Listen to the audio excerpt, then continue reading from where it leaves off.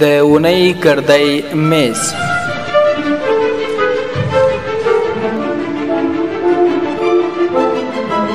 د میلمه راډیو اونیزه سیاسي معلوماتي او ټولنیزه خپرونه. د اونۍ ګردۍ میز.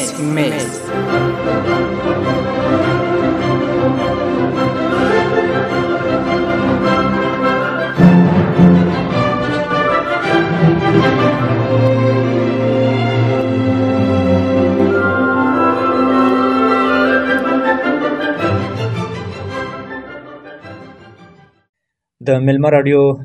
قدرمنو محترم اوریدونکو، السلام علیکم.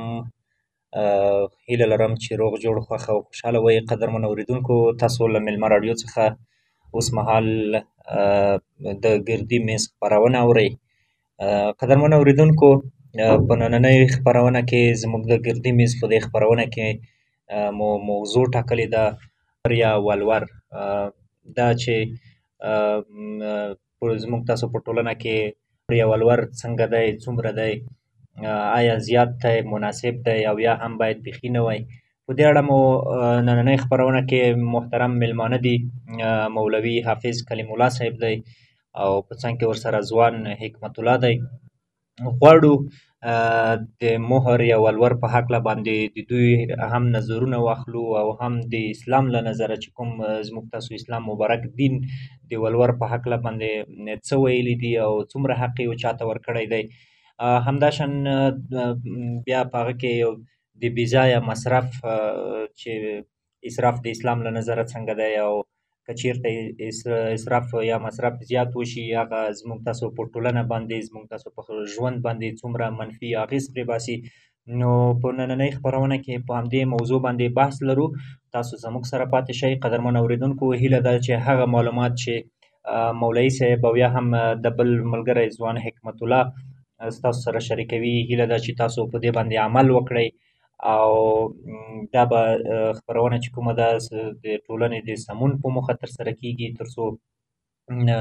هغه بدبختي یا هغه بد دود یا رواج چې کوم دی چې زموږ تاسو د ټولنې نه نور مخ په خلاصېدو شي یا هم بیخي ختم شي، تر څو موږ تاسو یوه سالمه او مثبته ټولنه ولرو. نو مولوي صاحب محترم، ډېره مننه چې تاسو زموږ بلنه ومنله او راغلی، خپل قیمتي وخت مو موږ ته راکړ. خوښ شو چې په خپرونه کې تاسو له ځان سره لرو. تاسو هم ډېره مننه کوو چې تاسو موږ ته په دې میلمه راډیو کې د خپرونې لپاره موقع راکړله او موږ راوغوښتلو. نو تر ټولو مخکې ټولو ته موږ د حضور پاک صلی الله علیه وسلم تحفه وړاندې کوو چې په عبارت د السلام علیکم ورحمت الله وبرکاته ده. ډېره مننه کوم محترم مولوي صاحب. حکمت ورور، تاسو ته هم هرکلی کوو. په خیر راغلی خپرونې ته، ستړی مه شئ، درته وایو. خیر وشي. راځو په خپرونه باندې پیل کوو. مولوي صاحب محترم، زموږ تاسو په ټولنه کې تاسو ته بهتره معلومه ده چې یا ولور خلک اخلي. دغه مهر اخیستل یا ولور اخیستل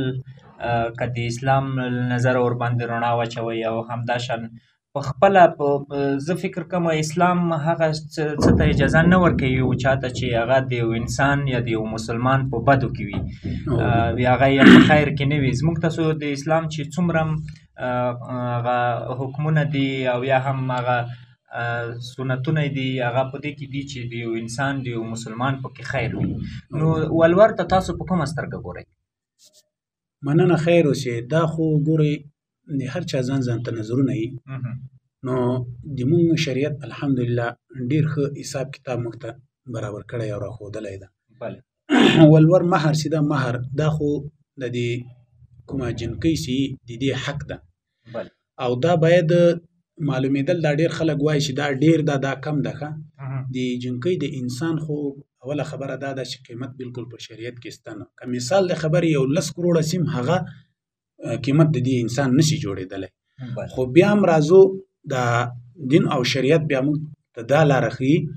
چې تاسې مهر ورکړئ جنکۍ ته، چې هغه د هغې حق ده،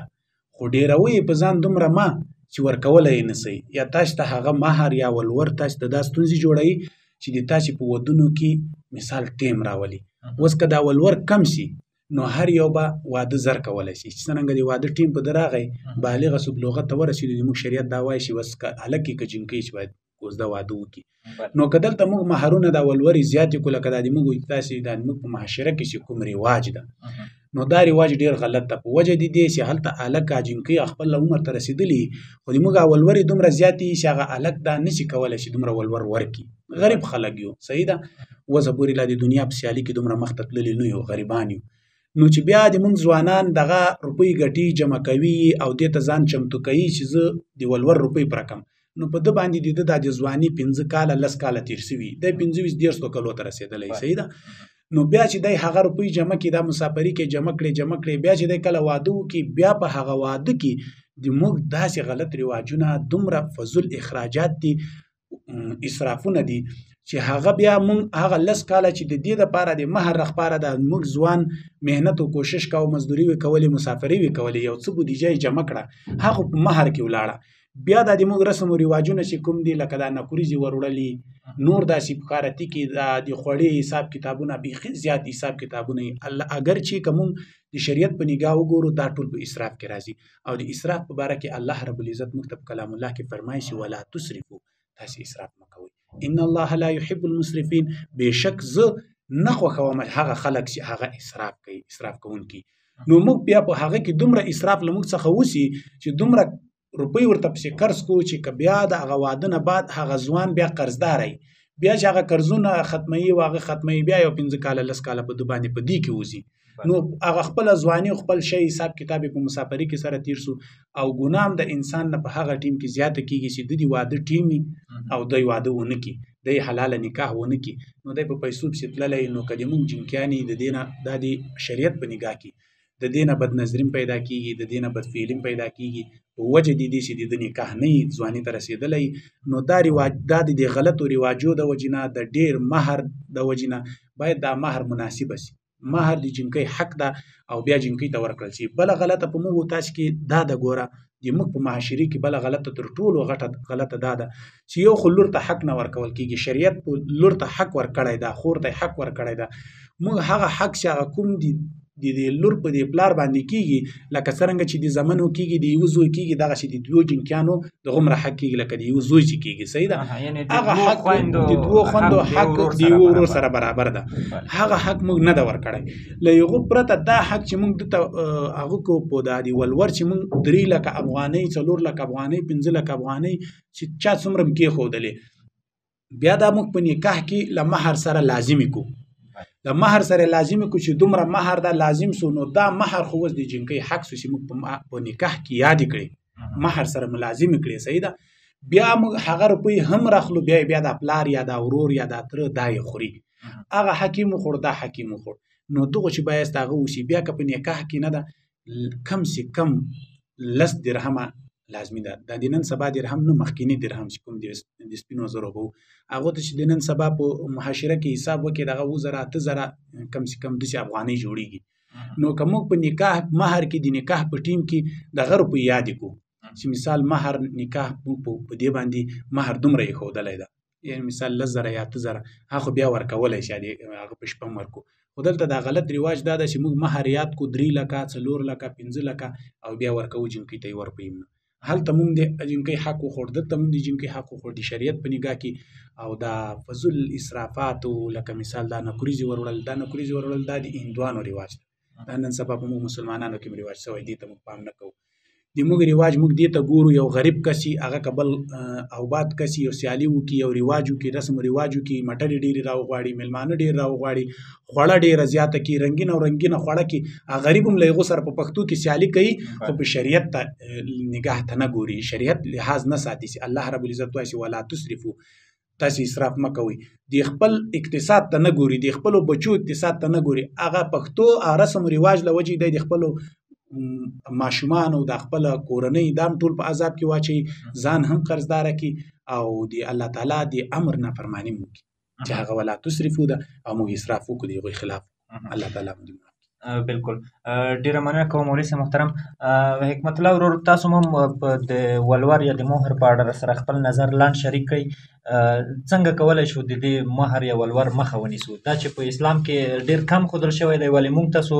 هغه د رسم و رواج د مخې نه او یا هم د پښتو د مخې نه ولور زیات اخلو. نو تاسو په دې اړه څه ویل لرئ؟ مولوي صاحب محترم ډېر خبر کوي، موږ هم باید دغه وینا لرو چې باید مولوي صاحب محترم دا خبر وکړي، دا خبر موږ هم وکړو. بله ډیره مننه کوم. مولوي صاحب محترم، د دې مهر اخیستل یا ولور اخیستلو مخنیوی څنګه کیدلی شي په ټولنه کې، دا چې علماء کرام په جوماتونو کې یا هم په منبر باندې او یا هم د خلکو سره په راغونډېدا کې په یو ځای کېدا کې یو ځای شي ترڅو د دې شي په اړه باندې د اسلام له نظره که څه هم خلک ډیر معلومات لري خبر دي، ولې که یو څوک خپله خور یا لور مهر نه اخلي، ولور نه اخلي، بیا بیرته دا خبره بیا یو ډول پښتو ته راجع کېږي چې ولا بیا خلک به وایي چې دا خو یا پولیا ورکړله یا یې مطلب د ولور وانخیستو. د دې مخنیوی څنګه پکار دی؟ د دې مخنیوی استاد ګوله داسې پکار ده چې له خلکو چې دا وینا ده چې باید تر ټولو مخکې دا رسم و رواجونه نه دي دا ختم شي. دا ډېر فالتو رواجونه رسمونه ګورئ موږ چې که شریعت ته که ځان دین او اسلام ته تابع وګرځو نو د موږ شریعت موږ ته ډېرې ښې اسانې لارې ښودلې دي. که اوس موږ دا فضول حساب کتابونه پرېږدو، اوس خوړه ده مثال په خوړه کې موږ هغه راولو چې مثال خوړه په الک باندې کو او د جنکۍ له طرفه خوړه دومره نه وي، د الک له طرفه خوړه سي او دا اسراف لکه بخارتي سو دا رواجونه پرېږدو، دا پوښونه وروړل راوړل، دا نکریزې وروړل راوړل، دا به د موږ ډېر بچت راوکړي. دا چې سړی د اقتصاد په نګاه وګوري د یو کور په دې شیانو کې ډېر مطلب بچت کېږي، صحیح ده. نو دغه بچت که راوکړو نو دغه سره سره هلته په مهر کې هم دغسې یو رسم و رواج جوړ کړو، لکه د منطقې دا خلک سره راټول کړو، دغسې یو تړون سره وکړو چې مثال دومره تړون دي د منطقې په لحاظ ګوره دا د موږ د تاسې خلک چې کوم دي د دغو په حساب په مطابق باندې مهر او حساب کېږدو چې باید په دې حساب کې به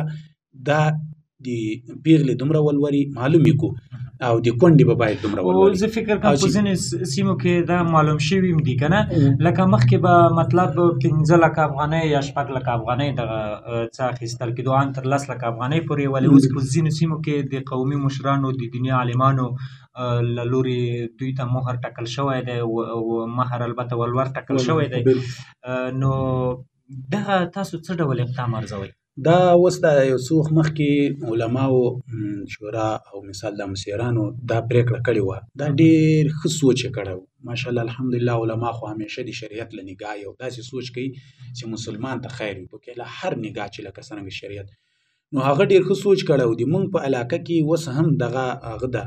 مثال یو تړون ده، صحیح ده، چې د پیغلې به 3 لکه روپۍ افغانۍ ولوري تر دې زیات پې نه ورکوي. خو بعض کسان دلته په دې مخ کې دغسې داسې دي پیسه پرسته خلک دي چې باید هغه په ګوته سي او هغه ته هر یو دا ووایي، که عالم یې هم ورته ووایي او که ګوره دا په دا ښه کارونه چې د ښه کارو خبره ورته کوي دا په امر بالمعروف نهي عن المنکر کې راځي، یعنی امر د ښو ورته کول او له منفعتو چې منې کول شابه سي. نو دا په هر یو لازم ده، دا نه چې اوس مونږ دا اوس چې کوم هغه راغلی نظام په دې کې امر بالمعروف او نهي عن المنکر ځان ته یوه شعبه ده، دا په هغو لازم ده، باید په هغوی لازم نه کړو. ولې چې الله رب العزت مونږ ټولو مسلمانانو ته دی، حضور صلی الله علیه وسلم چې څوک امتیان دي قرآن را نازل شوی په قرآن کې موږ ته ویلي دي، صحیح ده، اقم الصلاة تاسې لمنځونه قایم کړئ، وامر بالمعروف ونهى عن المنکر، د لمانځه بعد فورا هر یو ته دا ویل سوي، دا نه دي ویل سي چې عالمه ته وکړه وامر بالمعروف ونهى عن المنکر، هر کس زه ته بل چې مطلب د ښو امر وکړي او له منکراتو چې سړی منې کړي. واصبر علی ما اصابک، او صبر وکړي یاسته په مصیبتونو باندې، خلکو ته تلقین ورکوي د صبر هم ډېرې ښې هغوی. نو باید په هر یو لازمه ده چې هغه دا بل ته ووایي چې ته دا ظلم ولې کوې. ما اوس په دې خپلو هغه کې ویلي په دې تړون چې دا په دې دوران کې هم ما داسې خلک لیدلی دي چې هغه په نورو علاقو کې تړون نه وي، دا خپلې لورانې خوندې په هغو علاقو کې ورکړي په 8 لکه افغانۍ، په 9 لکه افغانۍ، په 10، په 11، په 12 حتی تر دې، صحیح ده. هغه خاص کر هغه د پیسو وږي خلک دي، حب د دنیا زړونو ته کته سوی هغه خلک دي چې د خپلې لور ژوند تم نه ګوري، زندګي تم نه ګوري، لرې په نورو علاقو کې ورکړي او په بند یې ورکړي، د هغو 1 ښځې 2 ښځې 3 ښځې یي، صحیح ده، هغه ورکوي. خو د هغه په خاطر نه دی، د دې پیسو په خاطر باندې چې زه بیا درته لږ ګرانه ورکړم، لږ بیا ګرانه خرڅ کړم، لکه څرنګه چې مخکې ما تاسو ته وویل چې دا خو د جنکۍ حق ده، بیا که ته به د هغو ورکوې دا خو باید ته نه وخورې، دا جنکۍ ته ورکړې. نو دغسې کسانو ته باید هر یو ګوته ونیسي، هر یو ورته ووایي ویې ترټي او منې کې له داسې حسابو کتابو چې مننه مولوي صاحب محترم. لکه تاسو خپله یادونه وکړه کله چې یوه جینۍ په زیات ولور باندې ورکول کېږي په یوه لرې سیمه کې دا چې د هغوی ژوند ته نه کتل کېږي، آیا د معلومه به نه وي چې د هغې جینۍ ژوند به خراب وي؟ دا خو معلومه خبره ده که نه، دا خو ما تا ته وویل چې په حقو سترګې پټول دي. صحیح ده. له دې نه بغیر په موږ کې اوس خو بیا هم الحمدلله لږ ډېره اصلاح سوې ده. مخکې خو به داسې وو چې مثال د خبرې یو چا به د یو چا یو کس ور مړ کړو نو هغه به دا مشیران به ورته رالو فیصله به په دې ور وکړه چې هغه د چا به کوم کس مړ و چې چا به ور مړ کړی و د هغه خور و لور به په دې مړینې په هغه کې راواخیستله هغو ته به یې ورکړه. دا څومره د شریعت په خلاف، څومره د هغه په خلاف ده. په دې الله تعالی څومره ناراضه کېږي. په دې باندې ګناه چا وکړله سزا کوم ورته ورکول کېږي. پوه شوې؟ نو دا ډېر غلط رواجونه وو. الله تعالی دې موږ معاف کړي، الله تعالی دې موږ ته عفو وکړي. موږ که څومره د مسلمانۍ دعوه کړې ده که نه، دغومره موږ په مسلمانۍ کې بیا د بې مسلمانۍ بې شریعت بې چوکاټه کارونه په موږ کې شته چې په هغه باندې الله تعالی ډېر سخت ناراضه کېږي. یو یې ګوره، یو د الله تعالی و د حق حقوق الله ده، یو ده حقوق العباد. حقوق الله چې د الله تعالی حق ده، الله تعالی مهربانه رحم کوونکی ذات ته کېدای شي په یو داسې عمل باندې موږ ته بښنه وکړي چې ورته غفور رحیم ذات یم بښلی مې سلا بلا. که چیرې په عدل باندې په انصاف الله له موږ سره راشي موږ د یوې سترګې جواب نسو ورکړی، او که الله تعالی د احسان معامله له موږ سره وکړي، احسان معامله داسې لکه موږ تاسې وایو چې سلا بلا مو د خدای وبخي، نو بیا به موږ پاس یو. او که د عدل او د انصاف خبره وسه، عدل انصاف دې ته وایي چې په برابري باندې بیا موږ الله تعالی ته د یو نعمت هغه نسو ورکولی. نو بل د حقوق العباد د بنده حق هغه الله تعالی نه در معاف کوي تر څو پورې بنده نه در معاف کړی. نو هغه بنده بیا چې د تا د جګر ټوکړی د تا بچي او قتل تا وکړو، غلطي تا وکړه او سزا یې دې ته ورکوي، په هغه کور کې ورکوي ده، نو هغه د کور وال به دې جنکۍ ته په څه نظر ګوري چې د تا پلار خو د موږ پلانی را مړ کړی. نو دغسې رسم و رواجونه و هغه خو الحمدلله اوس ډېر کم سوي دي. باید موږ ټولو ته پکار دا ده چې موږ که چیرې شریعت او پښتو سره خلاف سي، موږ باید پښتو ته ترجیح ورنکړو، شریعت ته ترجیح ورنکړو. ولې چې تر پښتو شریعت ډېر پورته ده. خو د موږ خلک په موږ کې کمی دا ده، له ټولو چې موږ دا غوښتنه ده په ډېر حرص په ډېر د زړه له درده خلکو ته دا وایو چې د الله په خاطر د قرآن په خاطر باندې چې کله د پښتو او د شریعت تضاد سره راغی، پښتو پرېږدئ، شریعت ته توجه ورکوئ. د تاسو چې دا غوښتنه غواړو، د حاضر مجلس چې دا غوښتنه غواړو چې چاته د موږ دا غږ وررسېږي، د موږ دا آواز، موږ به ډېر عاجزه بندګان یو، د الله تعالی به ګناهګاران به یو، ټول انسانان خطاګاره دي، خو دا فرق به کسي په چا کې لږي په چا کې ډېری. الله تعالی دې موږ ته عفو وکړي، الله تعالی دې موږ ګناهونه رامعاف کړي. موږ کې ډېرې لولو ګناهونه دي. نو که دا سړی په صحیح نظر ورته وګوري او سوچ وکړي، او هر یو انسان هر یو مسلمان خپل ځان هم اصلاح کړي او دغسې وامر بالمعروف ونهی عن المنکر هم اختیار کړي، لکه څرنګه چې د الله تعالی حکم ده. صحیح ده، الله تعالی حکم یې هغه په موږ باندې فرض ده، لازم ده، واجب ده چې موږ عمل پرې وکړو، نور خلکو ته ورسوو. الله تعالی دې وکړي چې ما دا خبرې په تاسې بوج سوي نه وي، او الله تعالی دې اول ما ته بیا ټولو مسلمانانو ته ټولو اورېدونکو ته په دې باندې د عمل کولو توفیق ونصیب وکړي. او الله تعالی دې موږ له دې غلطو رواجو، له دې غلطو رسم و رواجو چې له فضول خرچو چې الله تعالی مو تېرمنې کوي او موږ ځانونه نه تېرمنې کوو، د دې ټولو چې د الله تعالی موږ وساتي. الله تعالی دې ډېره مننه مولوي صاحب محترم. که دا راته ووایې کله چې ولور زیات اخیستل کېږي نو طبعا ځوانان هم مجبورېږي چې هغوی سخت کارونه ترسره کړي، درانه او مزدورۍ وکړي، او یا هم ډېر سفرونه وکړي چې کلونه دوی باید د خپل ملک نه لاړ شي کوم بل ملک ته چې هغوی باید هلته مزدوري وکړي، او یا هم په د خپل ملک کې دا ډېر وخت دې ته منتظر شي تر څو اول دغه ولور پوره کړی شي، د هغه نه وروسته بیا د ده واده ترسره شي. دغه ځوان او د نجلۍ په ژوند باندې څومره منفي تاثیر کړلی شي، او آیا دغه د دوی یو ډول د وخت ضایع نه ده؟ دومره بهترینه خبره دې پوښتنه وکړه، خو د زړه له درده دا درته وایو چې که یو انسان سوچ او فکر وکړي دا په موږ کې ډېره سخت کمي ده. تاسې څرنګه وویل، ګوره د موږ ځوانان د اکثر چې دومره سختې تېروي، پاکستان ته، ایران ته، ترک ته، قاچاقبري لارو ځي، ډېر ځوانان داسې ولاړلو چې مړی یې هم نسو معلوم، د کور والی اوس هم ورته په انتظار دي، موران یې اوس هم په انتظار دي چې ما بچی به راځي، د ما زوی به راځي، خو هغه په دښتو کې مړه سوي دي، غوښې کارغانو خوړلي دي، صحیح د ډینګانو خوړلي دي. هغه صرف په دغه خاطر باندې چې زه ولاړ سم زه څه وګټم زه واده وکړم زه ورور ته واده وکړم زه کور جوړ کړم خو ما درته ویلي چې دا ټول د موږ خپله دا غلطي ده بلکې ما درته ویلي چې موږ ډېر غریب خلک یو د دې دا مطلب ده چې غریب خلک یو د موږ ملک لا جوړ نه ده صحیح ده ټولې دنیا سیالي وي له موږ سره کوي د موږ خلکو سره ډېر ظلمونه کوي د موږ ځوانان چې بارو ملکو ته ولاړ شي ډېر سخت کارونه کوي ډېرې سختې په ځان تېروي په ډېرو سختو په ډېرو تکلیفونو نورو ملکو ته اوړي صحیح ده بیا که هغلته ونیول چې ډېرې سختي ورسره کېږي نو دا موږ په خپله د خپلو بچیانو سره کوو که موږ دا ولورې راکمې کړو د موږ بچیان بیا نه مجبوره کېږي دې ته که موږ دغه له فضول خرچو چې را ځانونه رامنې کړو د موږ هغه نه اخ کېږي که موږ په هر شي کې پښتو را مخته نه کړو چې ودرې هغه تربور په موټر کې ګرځي زه په موټر کې ولې نه ورځېدم زه داسې ونه سوم زه هغه ونه سوم صحیح ده پلانی تللی د بار ملک ته تللی کار کوي زه ولې نه یم تللی نو د موږ به دا ټول مشکل انشاءالله ختم شي د الله په حکم سره به ختم شي خو تر ټولو بهتره دا ده بله خبره دا ده د حضور پاک صلی الله علیه وسلم د حدیث مبارک مفهوم ده چې ګورو یاسته په هغه قوم کې چې په کوم قوم کې مهرونه زیات سو ولورې زیاتې سوې صحیح ده په هغه قوم کې به زناوې زیاتېږي وجه یې څه ده وجه یې دا ده وجه ککړه وجه دغه ده چې که مهر زیات شي چې څرنګه هلک یا جنکۍ بالغه شي روپۍ نه پیدا کېږي له چا سره یارې به ځوان کېږي بیا به هغه ځي ګټې به کوي مسافري به کوي لکه مخکې دا خبرې وکړلې چې مثال 15 کاله 10 کاله کې به د یارې دا ولور ګټي نو دا 15 کاله 10 کاله د باندې بیا واده تیریږي جنکۍ هم انتظاري صحیح ده جنکۍ هم زر نه ودیږي ودرېږي یو کس پیسې پیدا کړي بیا کوي بیا هغه کوي نو هغه جنکۍ هم بې واده ده بالغه ده شیطان ده انسانان دي ما درته چې ټول انسانان خطاکاره نو خامخا ګناه کېږي له انسان څخه نو په دې باندې بیا د مور و پلار هم دغسې ورسره مکلف وي لکه څرنګه چې هغه هلک چې د بلوغت بعد واده یې نه یې کړی زنا وسوه له جنکۍ چې وسوه لکه څرنګه چې دوی پکې شامله وي هغه چې بیا مور و پلار هم سره شامله وي ولې چې هغو واده په وخت نه درته کړی او واده په وخت د څه شي له وجې نه ورته کېږي د دغو د ولور له وجې نه ورته کېږي که چېرې دا ولورې موږ کمې کړو دا عیب نه ده چې پلاني به ډېرو ورکړه هغه جنکۍ ښه جنکۍ ده پلاني به ډېرو ورکړه دا که موږ دغسې به دا تړون باندې اتفاق سره وکړو او په دغه طریقه باندې سره ولاړ سو او دا رسم و رواجونه د الله تعالی اوامرو ته غاړه کېدو الله تعالی راته وایي چې ولا تسرفو اوامر یې دغه دي چې مثال موږ ته وایي او هغه ومنو موږ اسراف ونه کړو صحیح ده نو انشاءالله دا مشکلات به موږ ټول ختم شي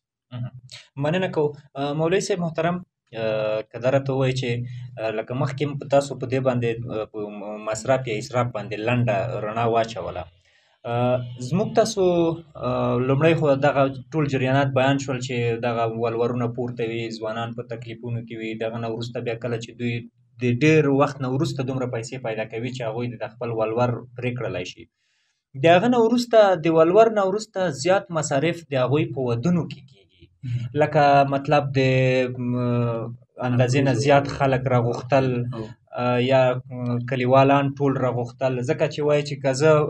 احمد راونه غواړم بیا احمد کیدای شي ما په خپل واده کې ونه غواړي نه دلته موږ تاسو یو ډول پښتو سره کوو او بیا هم د اندازې نه زیات موټر راوستل هلته پکې رایه کول یا هم د اندازې نه زیات شیان اخیستل د زوم دپاره او یا هم د ناوې دپاره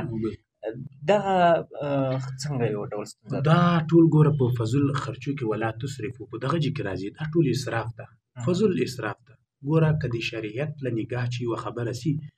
بله ورځ په یو نکاح کې ناست وم نو موږ نکاح ته انتظار و دا پټاخي دومره پټاخي وچودلې دومره پټاخي حتی تر دې چې زه خو دې ته انتظار وم د ماخوستن د جمعې نه بعد چې راشي او دا د نکاح مراسم حساب کتاب موږ ختم کړو او لاړ سم کور ته لږ ارام وکړم کتابونه ګورو د ورځې مدرسې تدریسونه یې شي نو زه په دې انتظار کې یم دوی په دې مستي کې دي چې دا پټاخي دومره وچودلې دومره چې سار مې د هغه کورنۍ د هلک نه یوه پوښتنه وکړه چې اوس نکاح کې مولوي صاحب ته که 100 ونیسي که 200 ونیسي که 500 ونیسي هغه هم کلدارې ورته ونیسي صحیح ده خو مولوي صاحب خو خیر خوا نه بدوي خو ما چې په دې سار کې هغه د کورنۍ وال نه پوښتنه وکړه چې دا پټاخي او دا حساب کتاب دا خو فضل خرچي ده صحیح ده اسراف ده هغه ماته دا خبره وکړله چې دومره پټاخۍ موږ وچودلې یوه پټاخۍ په 600 که په 200 ده چې هغه پټاخیو ته موږ حساب وکړو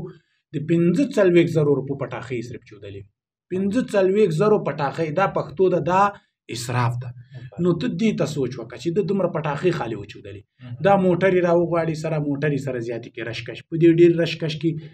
هغه هم جوړېږي سره، موټر هم سره جنګېږي، موټر سایکل هم سره ستونزې مطلب ستونزې پیدا بیخي کېږي. زیاتې سره راځي. صحیح ده. مشرانو هوښیارانو خلکو زړونه مزارېږي. صحیح ده. او دغه ولا تسرفو، اسراف هم کېږي، د الله تعالی د اوامرو نافرماني هم کېږي. صحیح ده. بل له یغه پرته دا کوم چې د مشرانو وس کوم هغه یې ښه ده د هغه تړون یې کړی چې مثال نکوري به نه وروړي او یعنی زوم به نه ورځي، دا زوم ورتلل دا هم یو هغه د مشکل دی. صحیح ده. له هغه نه بغیر چې کله دا ناوې ته ورځي، د ناوې حساب کتاب دا پوښونه دا شیان دې هم ډېر نه، دا ټولې د دې ټولو خلکو په خیر باندې کړي، د ټولو مسلمانانو په خیر دا یو شی کړي. څه د له اسراف یې منې کوي. خو که موږ تاسې پوه سو او موږ تاسې لکه ما چې تاسو ته څرنګه وویل چې صرف په علماو نه، که موږ دا خبره صرف په علماو پرېږدو بیا به موږ کې دا نشي عملي کېدی. علما به خپل کوشش کوي، واز نصیحت به درته کوي، درته وایي به. صحیح ده. خو په کار دا ده چې دا امر صرف علما ته نه ده راجع چې وامر بالمعروف ونهی عن المنکر، دا موږ تاسې ټولو ته راجع ده. دا که موږ تاسې ټول عملي کړو، که عوام خلکو چې د عوامو چې عوام الناس چې د موږ دا هغه د توقع ده چې که تاسې وامر بالمعروف ونهی عن المنکر نسئ کولی، د تاسې خبرې ته څوک غوږ نه ږدي، صرف دا مهرباني وکړئ په خپل ځان یې عملي کړئ. نور ویل به ان شاء الله علما ورته کوي، خو حتی په کار دا ده چې په تاسې باندې هم لازمه ده چې وامر بالمعروف ونهی عن المنکر تاسې هم وکړئ. خو امر چاته وکړئ اساسي دا بدکار مه کوه، دا فضول خرچي مه کوه. الله تعالی په قرآن کې له دې منع کړې ده. دا ته فضول خرچي کوي، خو چې د دین لاره راشي، د یوې مدرسې خبره راشي چې یو 100 روپۍ د مدرسې ته ورکړئ چانده، په دې مدرسه کې مثال له خبرې چړیان طالبان دي پکې درسونه پکې وایي، یا دا جومات ته پې جوړ بسي، یا یو غریب یو مسکین. صحیح ده. په قرآن کریم کې ګورئ د مسکین او د غریب هم ډېر هغه راغلي دي. صحیح ده. چې باید ان الله یأمر بالعدل والاحسان وایتاء ذی القربى، وایتاء ذی القربى په دې کې دغه راغلي چې ان الله یأمر بالعدل والاحسان، امر کوي د عدل او د احسان د انصاف. صحیح ده. وایتاء ذی القربى او ورکوي یاستا خپل قریبانو ته د وس په مطابق شی له هغو سره همکاري کوي. داسې پټاخي چې وي یو غریب دی له لوږې مړ کېږي، یو همسنګه یو قریب دی له لوږې مړ کېږي، جامې نه لري، سپلۍ نه لري، یو کونډې یتیمان دي. موږ ډېر مظلومه ملت ته د موږ خلک باندې انقلابونه تیر سوي دي، ډېر ځورېدلي دي، یتیمان لرو، کونډې لرو، غریبان لرو. داسې دومره فضل خرچي کوي، خو دغو ته یې ورکړه چې دغه حساب کې بیا د موږ د تاسې دا د ایمان کمزوري ده، دا د موږ د تاسې کمزوري ده، د ایمان کمزوري ده چې موږ په فضل خرچو کې د الله تعالی د اوامرو په خلاف باندې یو کار کوو، په هغه کې موږ پیسې ډېرې مصرف کوو، او د الله تعالی امر یې په هغو کې چې پیسې خرچوي چې وآتوا الیتامى، یتیمانو ته یې ورکوي. صحیح ده. والمسکین والمساکین وابن السبیل، لارې خلکو ته مسافرو ته یې ورکوي، هغو ته بیا نه ورکوي. دا د موږ د تاسې د ایمان کمزوري ده. باید موږ تاسې خپل دین ته ځان تابع کړو، دین دې ځان تابع ونکړو. بالکل. ډېره مننه حکمت الله ورور. تاسو ته راځو. تاسو هم د دې بد فرهنګ یا د بد رواج په هکله چې موږ تاسو مطلب ښه معلومات لرو چې زموږ تاسو د اسلام په مبارک په دین کې موږ ته څه ویل شوي دي، قرآن کریم موږ ته د څه شي په خاطر رالېږل شوی دی، په هغه کې موږ ته ساري ویل شوي دي، معلوم ویل شوي دي چې دغه کار وکړئ او دغه کار مه کوئ، ولې بیا هم موږ تاسو پښتو کوو هغه شریعت ته مو شا ورګرځولې ده. تاسو په دې اړه لنډ نظر راسره شریک کړئ. هغو استاد په دغه موږ د ایمان کمزوري ده، باید موږ دغه کار وکړو، باید کوم چې موږ ته حرام کړی ده دغه کار موږ په ځان عملي وکړو. بله. او د مصرف بېځایه مصرفونو په هکله که راته ووایئ، دغه مصرفونو خلک څومره د ستونزو سره مخ کړي دي؟ د غوښې مصرفونو خلک د ستونزو سره مخ کړي دي چې مرګ کې راغلی ده، ځوانان مسافر یې، هغه مسافرۍ کې وختونه تېروي، بیا د دوی ور پوره کوي، بیا دوی هغه روپۍ پوره کوي، بیا بېرته چې دغه واده شیان دا ډېر مصرفونه دغه کې، دا مصرفونه باید کم شي. آفرین. ډېره مننه مولوي صاحب محترم.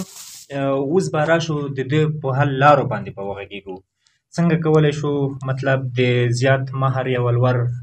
مخه ونیسو، کومې لارې چارې دي، همداشان څنګه کولی شو چې موږ تاسو په خپلو ودونو کې او یا عموما په خپل ټول ژوند کې د بېځایه مصارفو مخه ونیولی شو،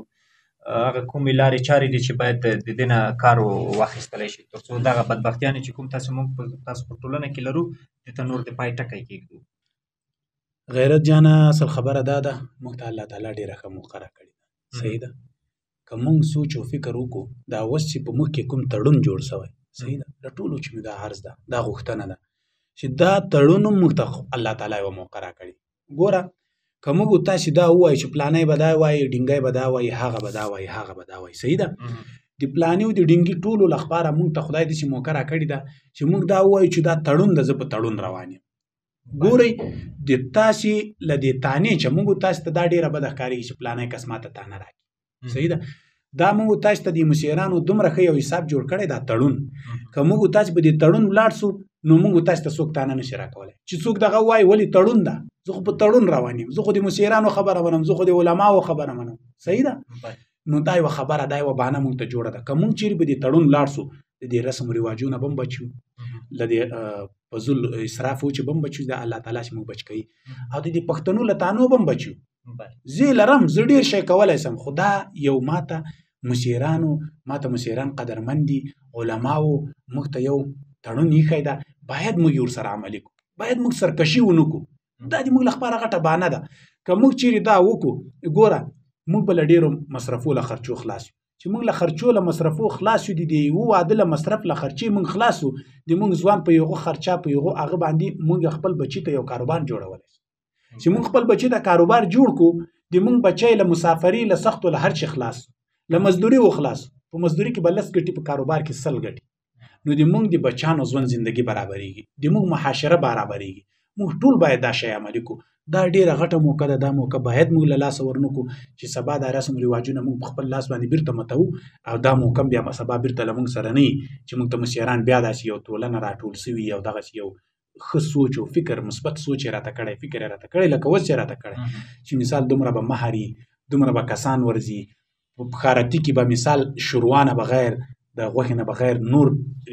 خوراکونه نه حتی یقینا دا اوس ډېرو دا عملي کړي دي او انشاءالله له الله تعالی چې مو امید ده او له تاسې چې دا غوښتنه غواړو چې دا به عملي شي او دې کې د موږ ډېرې ستونزې ختمېږي او موږ انشاءالله د موږ معاشره په مخ ځي چې موږ له فصلو خرچو له خراجاتو اوس لکه اوس یې ما تاسو ته وویل مخکې چې صرف په پټاخو 45,000 روپۍ صحیح ده چې په یو واده کې صرف دا 45,000 روپۍ را بچت شي په دې 45,000 روپۍ باندې یو وړکی کور 3 میاشتې چلی یو وړکی کور 3 دا خو خالي د پټاخو یو ما درته وایي نور پراخاتو ده او بله خبره مین خبره دا ده پر ټولو مسلمانانو ورونه چې دا غوښتنه کوم چې ګوري دغه تړون باندې که کوم خلک ولاړ شي دا ډېر بهتره تړون ده علماو ډېر ښه تړون جوړ کړی په دې کې بدنظري بدفعلي دا هر شی ختمېږي زموږ یوه مدرسه ده الحمدلله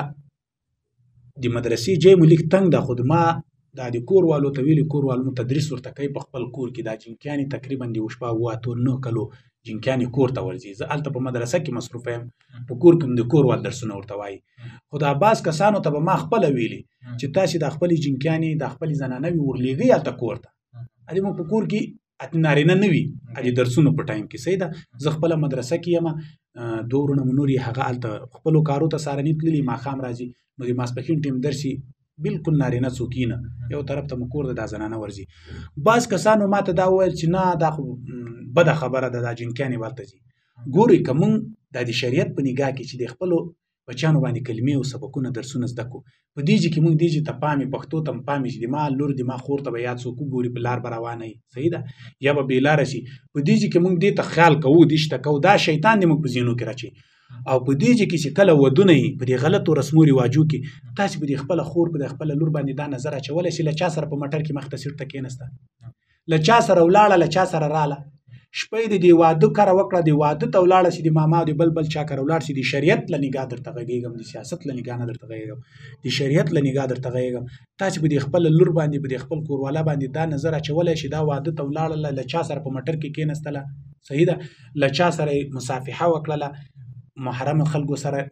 غیر محرم سره محرم غیر محرم ټول په ودونو کې سره ګډي دا موږ ډېر سخت د شریعت په خلاف دا حساب کتاب روان ده په دې باندې باید سړی نظر واچي په دې کې سړی خپل لور تم خیال وکړي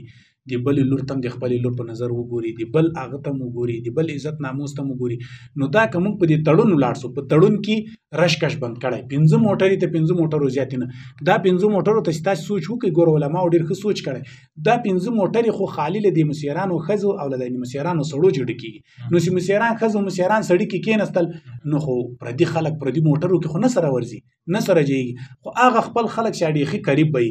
نو که څوک په دې کې ګیله کوي د تاسې ما درته ویلي چې خبره ورته جوړه ده پلانۍ ویلي چې زه مو نه بوتلم هغه مو نه بوتله نکریزو مو نه بوتله تړون ده بانه مو ورته جوړه ده تړون ده خلک بده ګڼي خلک بیا موږ ته مشکل جوړوي دا کېږي هغه کېږي تړون د حساب کتاب ده خلک بد راته وایي دا دغه بانه مو جوړه ده څوک به خوا هم نه بدوي صحیح ده غلط رواجونه به هم نه وي خدای به هم خوشحاله نو د موږ په دې ودونو په دې هغه کې له هغه نه بعد به برکت هم وي که موږ واده د شریعت په خلاف وکړو بیا سبا دا د کور ستونزې راشي دا د کور حسابونه کتابونه ګډي د سړي او د ښځې جنجالې د نګورو د خسر د نګورو د خواښې پوه شوې د درندو د ورندارګانو په خپل مابین کې شوري هغه د دې غلطي بیا نه ده هغه د موږ دغه غلطي ده چې موږ واده په کوم طریقه کړی څومره د شریعت په خلاف مو کړی نو دا ستونزې خو به خامخا ورسره جوړي په دې کې باید موږ شریعت نگاه ته ډیر وګورو چې دا غلط رسم او رواجونه هم به مو خرچې بچي هم به مو ناموس هم به مو عزت په عزت کې پوه شوې هم به له دغو چې جنجالونه نه جوړېږي اکثر جنجالونه اوس په دغو حسابو باندې هم جوړېږي تا سره پلانۍ جنکۍ ولې ناسته وه ته پلانۍ ته ولې ورغلې تا هغه ولې وکړو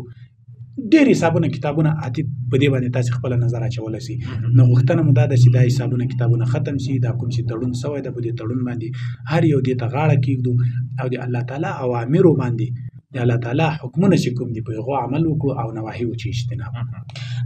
محترم مولوي صاحب حافظ کلیم الله ډېره مننه چې تاسو راغلی موږ ته خپل قیمتي وخت راکړ او د اسلام له نظره مو په مهر یا په ولور باندې په څنګ کې ورسره په بې ځایه مصارفو باندې خپل نظر او د اسلام یا د شریعت له اړخه نظر واچو ډېره مننه موږ هم همدا هیله لرو چې دغه څه چې موږ تاسو ته غوښتنه مو همدغه ده البته هغه څه چې موږ تاسو ته شریعت راهنمایي کړې لاره ښودلې ده یا هم اسلام مبارک دین لاره ښودلې ده دا د ټولو مسلمانانو په خیر کې د اسلام په دین کې زه خپله په دې نظر یم چې هره لار چې موږ تاسو مسلمانانو ته ښودل شوې ده دغه د موږ تاسو مسلمانانو په خیر کې ښودل شوې ده بېشک چې په هغه کې په هر یو ډول نه یو ډول خیر وي د مسلمان نو موږ هم همدا هیله لرو چې دغه تړون هم عملي شي او په څنګ کې ورسره د زیات مصارفو مخه ونیول شي ځکه چې دغه ټولنه مو نور د غربت او د بدبختۍ نه راووځي د اسلام په لاره باندې د اسلام په چوکاټ باندې برابر شي د اورېدونکو نه مو همدغه هیله ده ستاسو نه موږ ډېره مننه کوو چې راغلی او موږ ته مو وخت راکړ او زموږ سره په خپرونه کې ګډون وکړ مننه خیر کور دې ودان حکمت الله ورور تاسو نه هم ډېره مننه کور دې ودان مننه په خیر اوسئ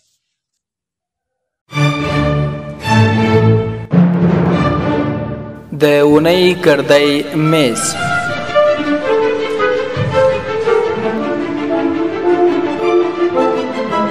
د میلمه راډیو اونیزه سیاسي معلوماتي او ټولنیزه خپرونه د اونۍ ګردۍ میز